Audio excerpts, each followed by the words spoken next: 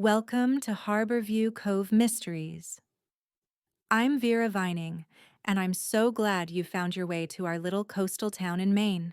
Tonight's story is designed to help you drift off to sleep, while following amateur sleuth Nora Hartwell as she uncovers secrets in her charming seaside community.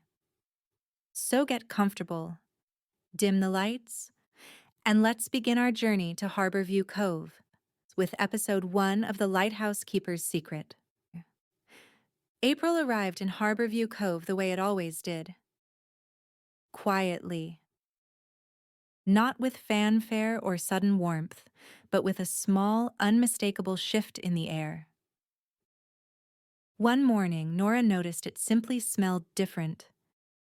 Less ice and pine. More salt. More wet earth. As if winter had loosened its grip without bothering to announce it. Along Harbor Street, daffodils had pushed their way through the last stubborn patches of snow. Small, determined suns, their yellow heads nodding in the breeze that drifted in from the water. The seaside page stood on the corner of Harbor and Maine, exactly where it had stood for 130 years. 3 stories tall. Victorian. Nora had painted it a soft sage green with cream-colored trim last summer. As she balanced on a ladder in the heat with sweat running down her back, she had wondered more than once if she'd made a terrible mistake coming home. She didn't wonder anymore. Through the large front windows, warm light glowed against the cool morning. Inside, the air smelled like butter, vanilla, and lemon zest. The aroma provided the kind of comfort that only comes from baking before the rest of the world has properly woken up. Nora Hartwell had been up since 6 a.m. Her hands worked the dough for scones out of habit, muscle memory guiding her more than thought.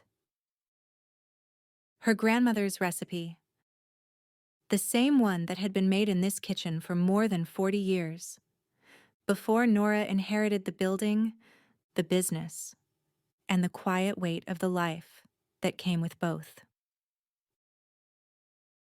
Flour dusted her dark hair. She hadn't bothered checking the mirror.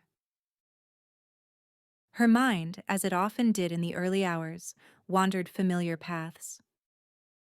It catalogued choices, turning points, the moments that had nudged her here, back to this kitchen, this town, this morning. It had been 2 years since the divorce.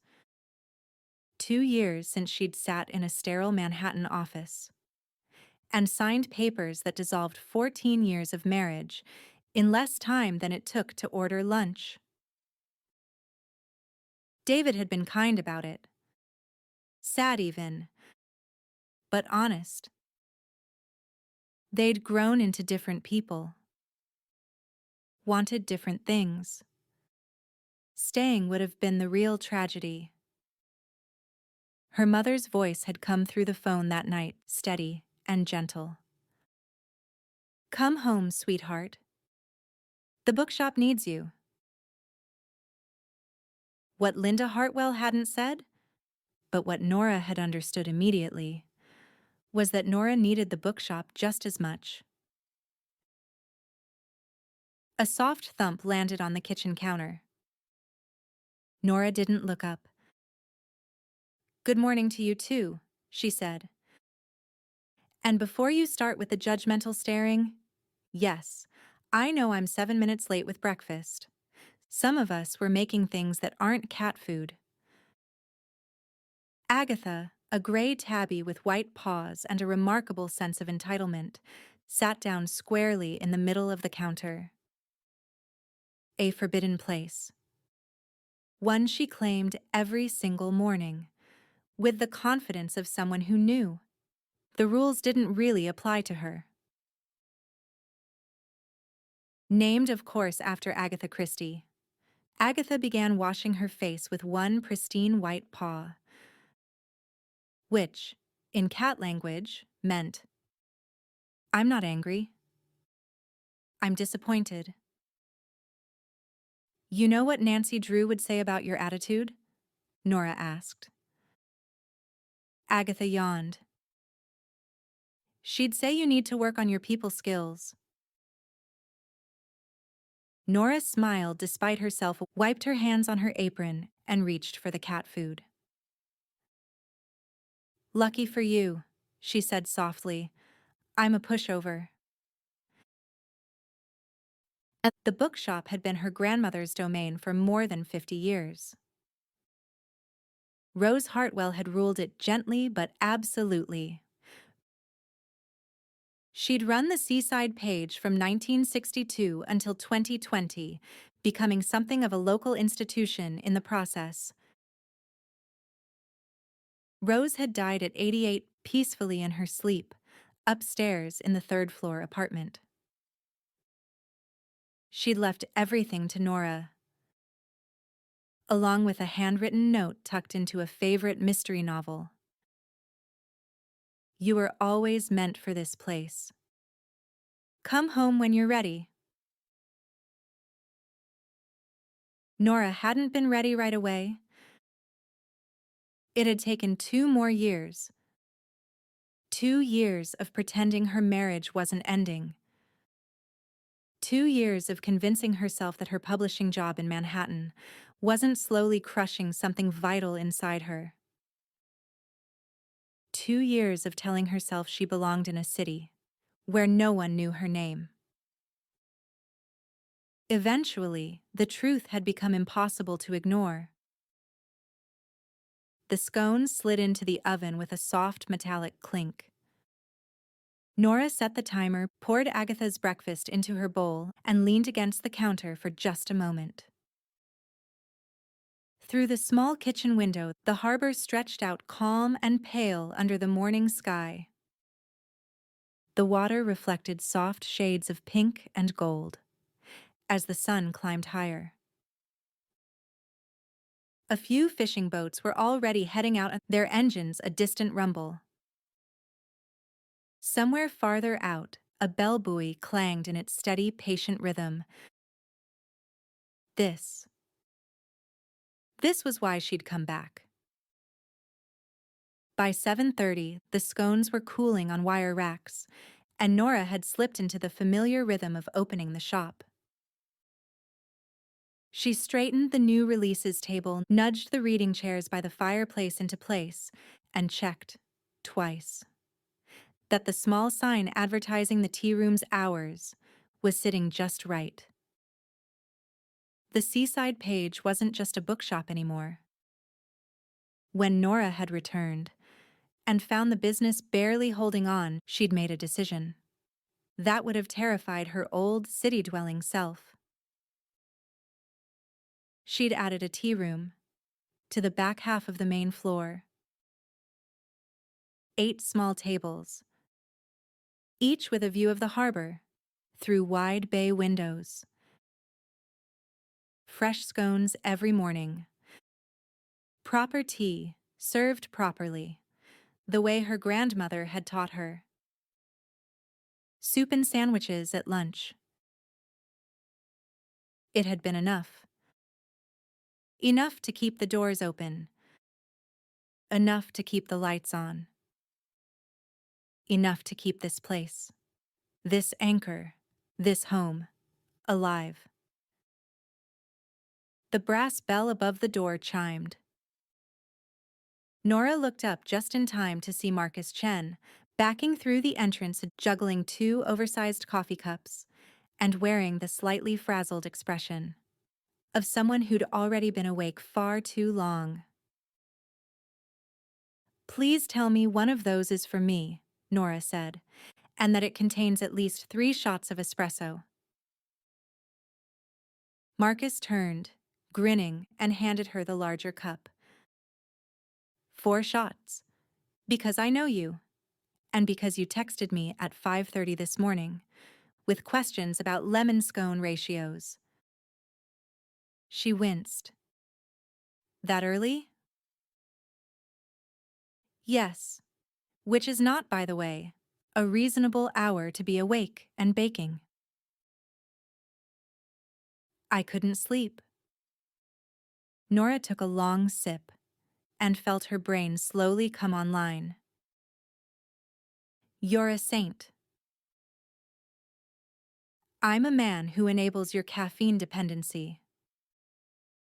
He settled into one of the reading chairs and looked around the shop, his expression softening. Place looks good, Nora. Feels good. I just made scones and bought books. You made it feel like coming home. Something in his voice shifted as he said it. A quiet weight, familiar but never quite comfortable. Marcus had grown up in Harborview Cove. He knew every weathered dock plank, every fog-heavy morning. But he'd also lost his older brother here, lost Michael, to what everyone called a tragic accident at sea, when Marcus was just 18. Sometimes grief lived in a place, the way fog lived in a harbor. Always nearby, always capable of rolling back in, without warning. Nora sat in the chair across from him. How are you doing?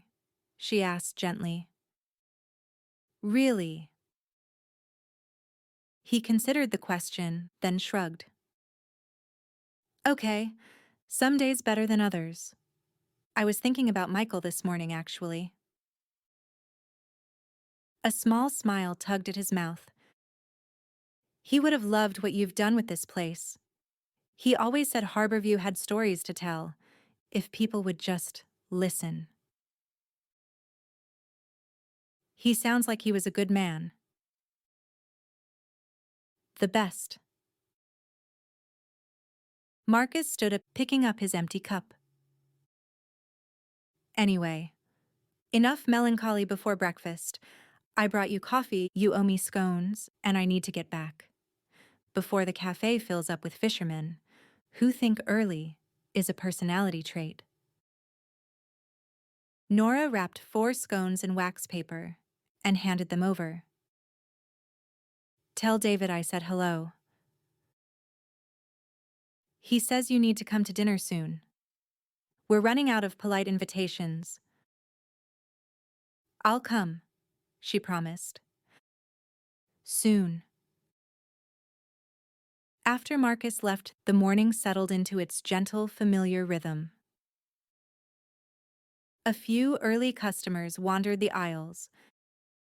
An older man bought a thriller and asked if she could recommend something. Exactly like it, but different. A young mother picked out 3 picture books, while her toddler attempted to eat a bookmark. Someone called to ask if the shop bought used books. They did. Selectively. It was, Nora thought, as she poured herself a cup of Earl Grey, a perfectly ordinary Tuesday morning. In Harborview Cove. Which meant, of course, that it wouldn't stay that way for long. The bell above the door chimed again at 10:30. This time it announced Beatrice Sullivan. Bee swept into the seaside page with the unmistakable energy of someone who'd already been awake for hours and had something important to share. The kind of energy that made you straighten your posture without realizing why. She was 67, had been the head librarian at Tidewater Library for more than 4 decades, and knew more about Harborview Cove than anyone still living. She wore her steel-gray hair in a neat bun secured with antique hairpins that Nora suspected were older than both of them. Her reading glasses hung from a beaded chain around her neck, and her cardigan, soft, well-worn, and dependable. looked like it had survived several administrations. Her smile, though, was entirely ageless. Nora, Bee said, her hazel eyes sparkling behind cat-eye frames. Perfect timing. You're not busy, are you? For you. Nora was already reaching for the Earl Grey. Never. Bee accepted the cup with a pleased nod and settled into one of the reading chairs, as if she were preparing to deliver excellent news, or possibly a very good secret. The library is hosting a special exhibition next week, she said. Nora paused mid-pour. You have my attention. We've borrowed something quite extraordinary from the Historical Society. Bee let the silence stretch, just long enough to be effective. The original lighthouse keeper's log, she said, lowering her voice slightly. From 1792. Nora blinked. Wait. Josiah Blackwood's log? The very same. My grandmother used to tell me stories about him, Nora said. About the early lighthouse, the storms, the ships that didn't make it. Rose Hartwell was an excellent storyteller, Bee said warmly. And she didn't exaggerate this time. The log documents the very beginning of Harborview Cove, the lighthouse, shipwrecks, early families, daily life. She took a careful sip of tea. It's a window into our past, written in Blackwood's own hand. I didn't even know it still existed. Oh, it's been preserved for decades, Bee said. Carefully, reverently, but it's never been displayed publicly. Until now. Nora felt that familiar tug, the one she got, when she opened a promising mystery, or sensed a story unfolding, just beneath the surface. We're calling it the Lighthouse Legacy Exhibition, Bee continued. And we're opening with a reception. Friday evening, 6 o'clock. Light refreshments. Her lips twitched. Very light. I'm guessing that means cheese cubes and crackers? Precisely, which is why I'm hoping you'll bring something edible. Nora smiled. I can do scones. I was counting on it. Bee's smile widened. And there's more. We have a special guest. She leaned in, lowering her voice conspiratorially. Dr. Adrian Webb, Boston University, maritime historian. Nora raised an eyebrow. He came all the way here for the log? He contacted us months ago, Bee said. Apparently, our lighthouse records are among the most complete on the New England coast. He's been researching lighthouse logs for years, and ours is something of a holy grail. That sounds exciting. It is. And charming, according to his references. Bee gave Nora a look over her teacup. You should come. I'd love to. Excellent. Friday evening, 6 o'clock, the library. Bee finished her tea in 3 quick sips. She never lingered. When there were things to be done, and stood, already reaching for her coat. Oh, she added, pausing. Wear something nice. Nora laughed. This is a library exhibition, Bee, not a gala. Nevertheless, B said, entirely unbothered, you've been spending far too much time with just your cat for company. I have friends. Darling, we don't count. We already love you. B patted Nora's hand. I'm talking about new people.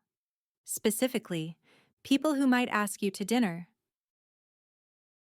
With that observation, hanging in the air like a hint of fog, B swept back out the door, leaving behind the faint scent of old books and good intentions. Nora glanced toward the window seat where Agatha had appeared, as if summoned. She's not wrong, Nora said. Agatha yawned. I'm choosing to take that as encouragement. The afternoon settled into the kind of quiet that felt earned. Lunch had come and gone in an easy rhythm. Mrs. Patterson from the inn lingered over tomato soup and grilled cheese, chatting about the weather, as if it were a personal acquaintance. The Whitmore sisters shared a pot of chamomile tea and whispered to one another, with the seriousness of people, discussing very important gossip. A pair of tourists asked for recommendations for authentic Maine experiences, and Nora managed politely not to suggest that authenticity usually involved cold fingers, early mornings, and minding your own business. By 3 o'clock, the shop had slipped into its afternoon lull. This was Nora's favorite time of day. The light slanted in through the front windows just right, warming the wooden floors and softening the edges of everything it touched. Dust motes drifted lazily in the sunbeams. The harbor beyond the glass looked calm and distant, as though it belonged to another world entirely. Nora was restocking the mystery section when she heard footsteps on the stairs that led up from the tea room. Nora? A voice called. You up here? By the mysteries, Nora called back. Maeve Riley appeared between the shelves a moment later, carrying 2 mugs of tea and wearing her usual uniform. Dark jeans, a fitted black t-shirt, and an apron lightly dusted with flour. Her auburn hair was pulled back in a practical braid, and her green eyes held that familiar spark. That suggested she'd been listening to something dark and unsettling while prepping the kitchen. Maeve had been working at the Seaside Page for nearly 2 years now. Long enough to feel essential. Long enough that Nora couldn't imagine the tea room without her. I brought you tea, Maeve said, handing over a mug. You've been up here a while and you forget to drink when you're organizing. I don't forget, Nora said, though she accepted it gratefully.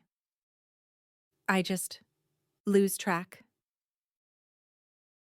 Same thing. Maeve leaned against the shelf, watching her with quiet amusement. Everything ready for tomorrow? Mostly. B stopped by earlier. Maeve's eyebrows lifted. That never means nothing. The Lighthouse keeper's log, Nora said. From 1792. Maeve's expression shifted. Interest sharpening, something darker flickering, just beneath it. Josiah Blackwood? You know your local history. I've been reading. Maeve took a sip of her tea. Living in a town this small, you either start learning the past or you run out of true crime podcasts. Nora smiled. There's a reception Friday night at the library. Exhibition opening. Maeve tilted her head.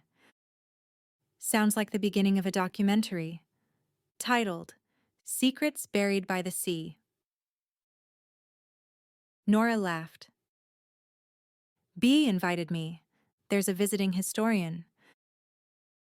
Maeve hummed softly. Of course there is. You don't sound impressed. I just think old records have a habit of raising questions, Maeve said lightly. Especially in towns like this. Nora smiled. That sounds ominous. Not ominous, Maeve said. Interesting. There's a difference. She glanced toward the window where the harbor lay calm and sunlit. Small towns collect stories. The way the sea collects wreckage. Most of it stays buried until someone starts looking.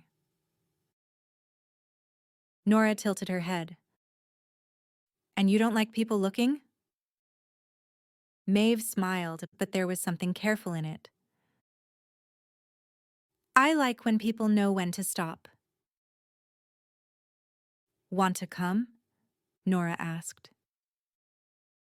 Friday, 6 o'clock. Maeve made a face. An event full of people I don't know, discussing history I don't trust? That's very on brand for you. I prefer my mysteries at a safe distance, Maeve said lightly. Books, podcasts, things that can't look back. Nora studied her for a moment. Maeve was warm and capable, quick to laugh, but careful. She kept herself tucked, just slightly out of reach. Friendly, but guarded. As if she'd learned somewhere along the way that attention came with consequences. Fair enough, Nora said. But you're missing out. Bea thinks the historian is charming. Maeve snorted. Bea thinks everyone is charming, if they read footnotes. She straightened and glanced toward the stairs. I should get back down. Scones don't bake themselves, and the oven's temperamental today. I'll be down in a minute. Maeve paused, her hand resting briefly on the shelf. You okay? She asked. You seem thoughtful? Just one of those days, Nora said. Feels like something's about to happen. Maeve studied her a moment longer, then nodded. Those are usually the interesting ones. After she left, the quiet pressed in again. Nora stood among the mysteries, fingers trailing along familiar spines, thinking about secrets. About the reasons people kept them. About how everyone who came to a small town came for a reason, some running towards something, others running away. She had come back because her marriage had ended. Because her grandmother's bookshop needed saving. Those were the simple truths. But the deeper one, the one she didn't say out loud, was that she'd come back because she'd forgotten who she was, somewhere along the way. Forgotten that she loved quiet mornings, old stories, places where people knew her name. Coming home hadn't been giving up. It had been remembering. A Friday evening arrived with clearing skies and the kind of golden light that always seemed to follow spring rain. Nora closed the seaside page at 5:30, flipped the sign on the door, and carried a basket of lemon scones upstairs to her third-floor apartment. She paused in front of her closet longer than she meant to, considering two sweaters as if they held vastly different futures. "What do you think?" she asked Agatha, who was stretched across the bed like a furry throw pillow. "Blue or green?" Agatha flicked one ear. "Blue it is," Nora decided. "Very helpful." By 6:15, fashionably late, which in Harborview Cove meant arriving after the initial rush for free food, Nora climbed the steps of Tidewater Library with the scone basket tucked under her arm. The library stood on the village green, a handsome brick building dating back to 1842. Tall windows glowed warmly against the evening air. Inside, the familiar scent of old paper, polished wood, and something indefinably comforting wrapped around her like a memory. Nora had spent half her childhood here, first on the carpet in the children's section, then wandering the young adult shelves, and eventually claiming one of the worn leather chairs in the reading room. Devouring mystery after mystery while her grandmother worked down the street. Tonight, the reading room was alive in a way it rarely was. 30 or 40 people mingled with small plates of cheese and plastic cups of wine. Familiar faces dotted the room: Mrs. Patterson from the inn, the Whitmore sisters, Marcus and his partner David, Millicent Oakes from the general store. This was Harborview. Small enough that everyone knew everyone. Large enough that you could still keep a few secrets.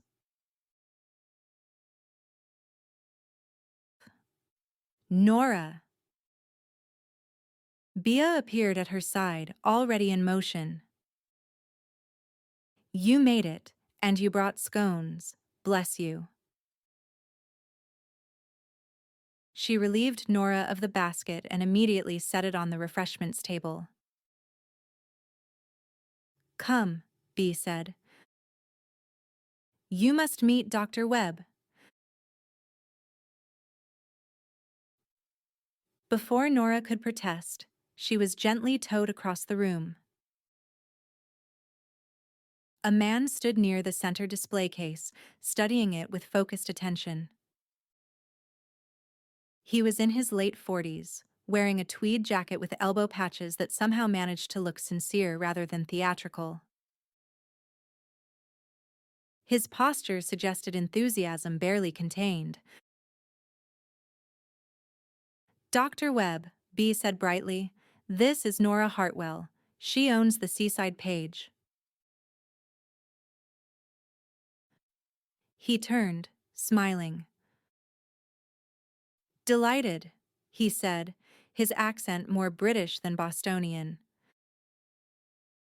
"Please, call me Adrian. Dr. Webb makes me sound like I should be examining throats rather than old logs." "Nora," she said, shaking his hand. "Nice to meet you." "Are you interested in local history?" he asked. "More in mysteries," she admitted, "but I suspect they overlap." "Oh, absolutely," Adrian said. "History is simply mystery with better lighting."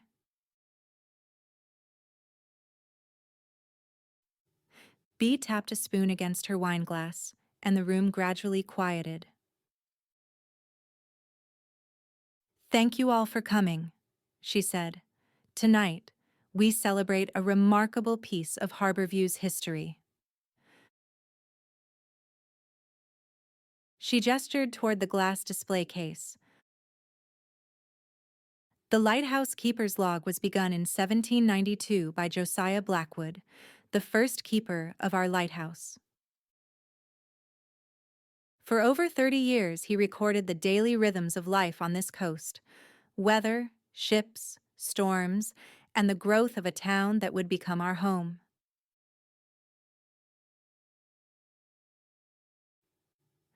The log lay open beneath the glass.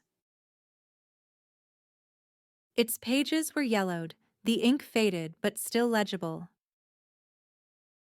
The handwriting was careful and elegant, each letter shaped with intention. Nora leaned closer, reading fragments she could make out. October 14th, 1792. Weather fair. The sloop. Providence arrived.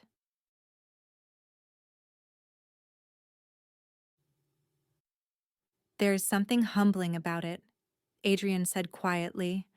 "The discipline of it. The care. Day after day, without knowing anyone would ever read it." After the presentation, conversation resumed. As people filtered out into the cool night air, Nora took one last look at the log. Something about it tugged at her. Quietly. Persistently. Like a story waiting to be told.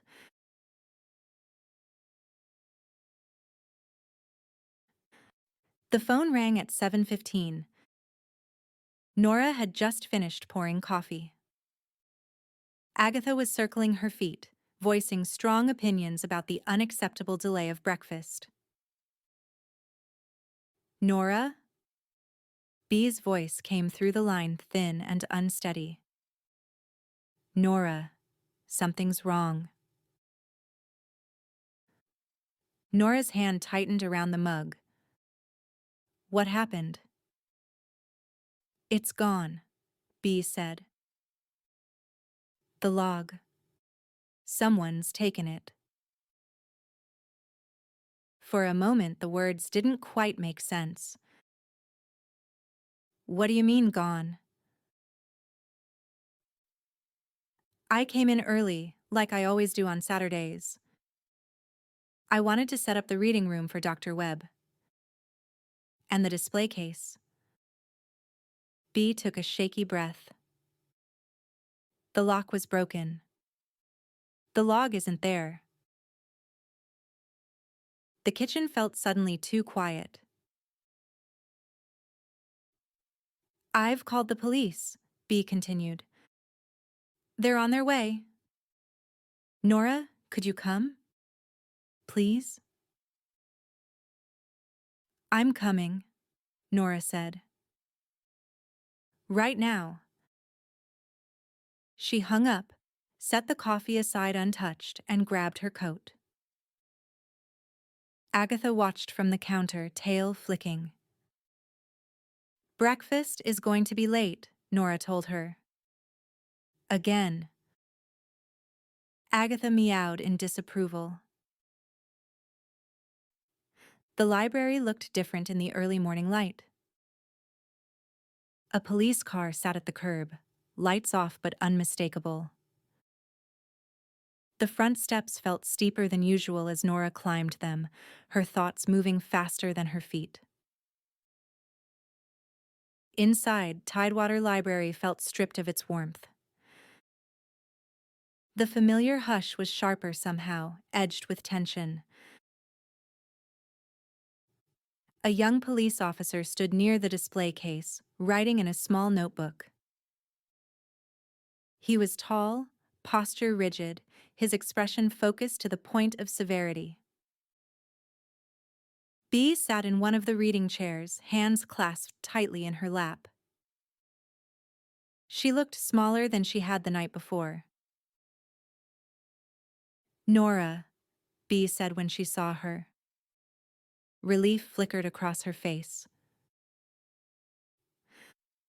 Nora crossed the room and sat beside her, taking her cold hands in her own. Tell me what happened. The officer glanced up. Ma'am, this is a crime scene.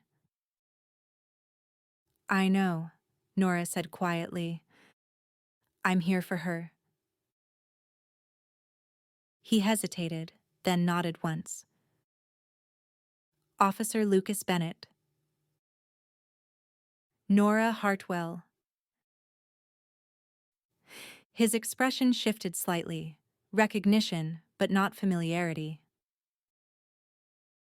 The bookshop owner. Yes. I've heard of you. He closed his notebook, not unkindly. Word around town is you like a good mystery.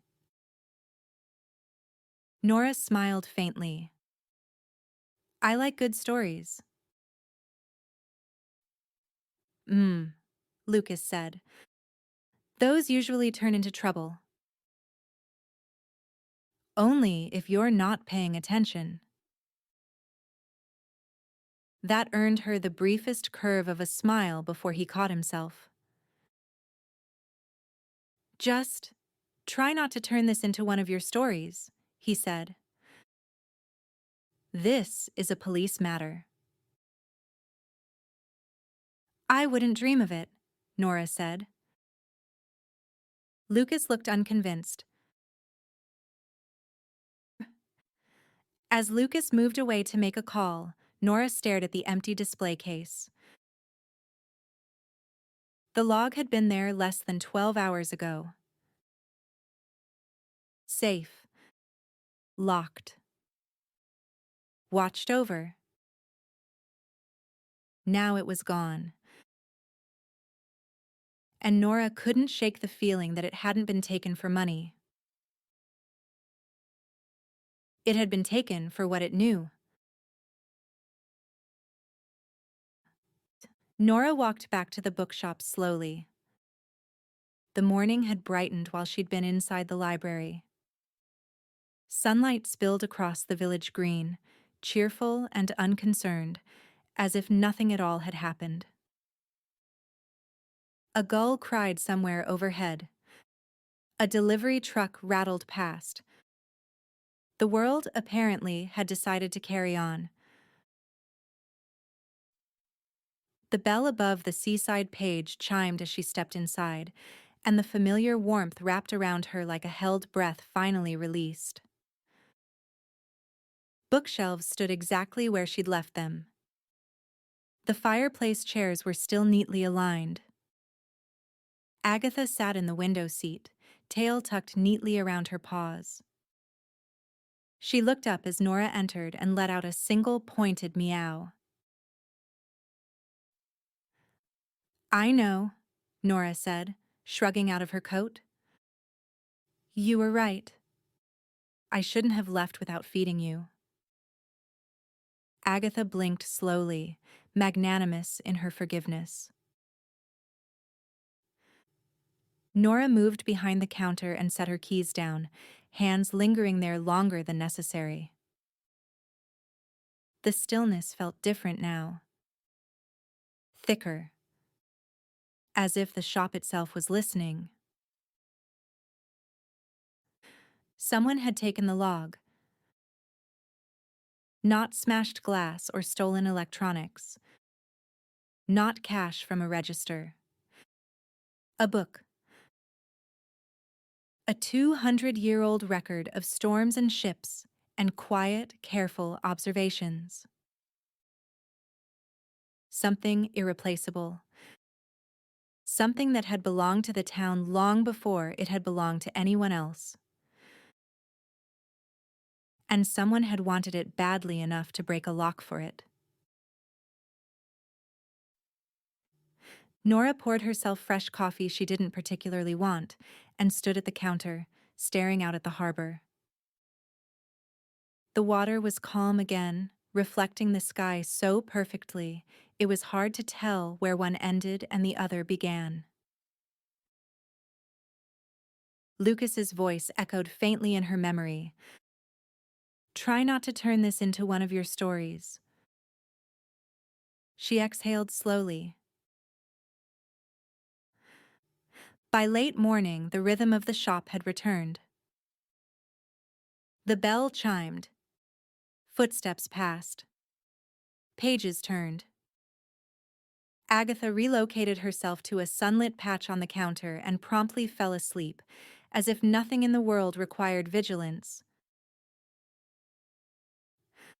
Nora handled transactions, made notes for the tea room, and nodded along to small talk, but her attention kept circling back to the same thought.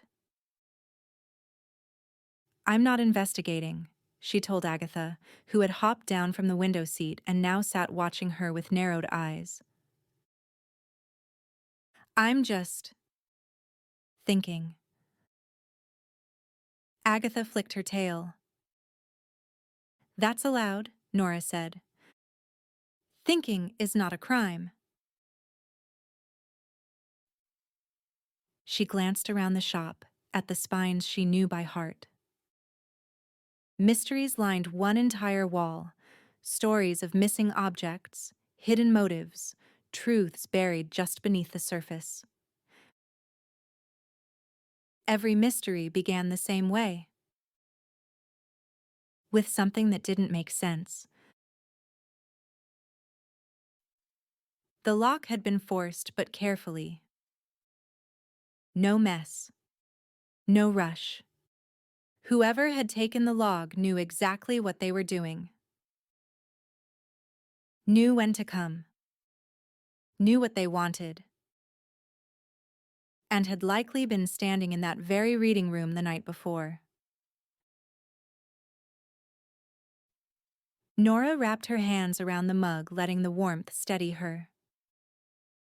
She thought of Bee's shaken voice, of Adrian's stunned expression, of the way the empty display case had looked.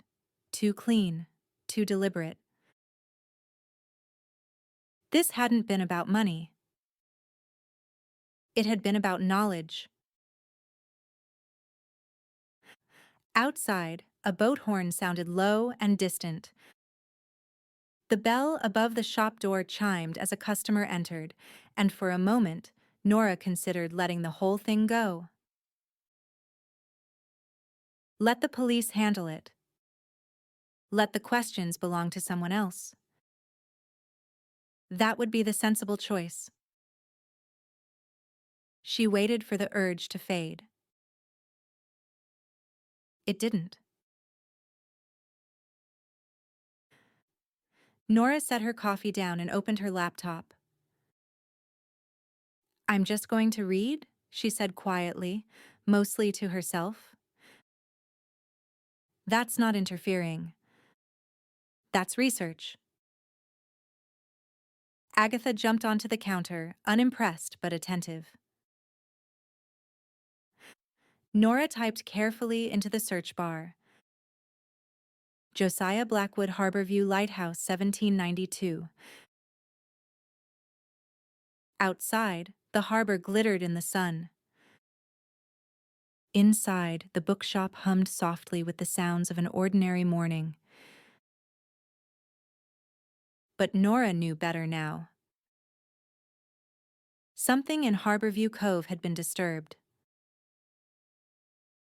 And whatever secrets the lighthouse keeper had written down all those years ago, someone, somewhere in town, believed they were worth stealing. She leaned back in her chair, curiosity stirring, familiar and insistent. Agatha meowed. "I know," Nora said. "We're absolutely staying out of it." She clicked search. Thank you for spending this evening in Harborview Cove. If you enjoyed tonight's mystery, please subscribe to join Nora in the next episode as she discovers more secrets surrounding the old Harborview Lighthouse, and leave a like to help other cozy mystery lovers find us. You can also leave a comment letting me know what you thought of the first episode. Sweet dreams, and I'll see you next time in Harborview Cove.